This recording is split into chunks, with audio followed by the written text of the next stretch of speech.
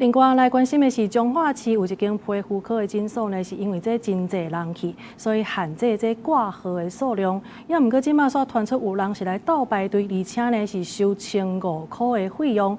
诊所方面是讲毋知影即件代志。也那彰化县卫生局是表示讲，若准有即款排队收费的行为，安尼照医疗法相当会罚25万。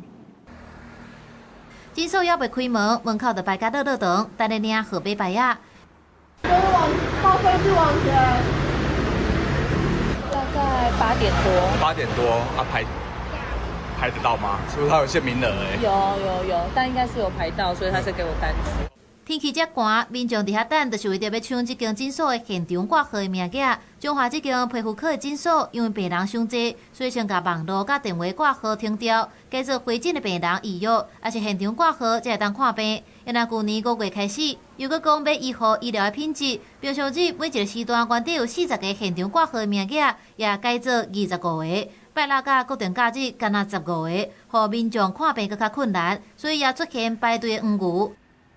1500啊，嘿，我1500，无上的，无上吼。啊，但是你敢会讲开1500个人来替你办？袂啊，袂啦吼。还有家己来好啊。因为它有限名额，你没有预约的话，你一定要自己来排啊。你没排排不到啊。排队黄牛伫网络求生理，讲只要付钱就当代替排队，计小大约1500块。因那彰化县卫生局也要追查，若准确实有非法求生理的行为，会对黄牛开罚单。本局如查证属实，将依医疗法第9条规定，利用传播媒体或其他方法宣传医疗业务，以达招来患者医疗为目的之行为，处新台币5万元以上25万以下罚锾。诊所表示，代替排队是民众之间私下行为，因是唔知影。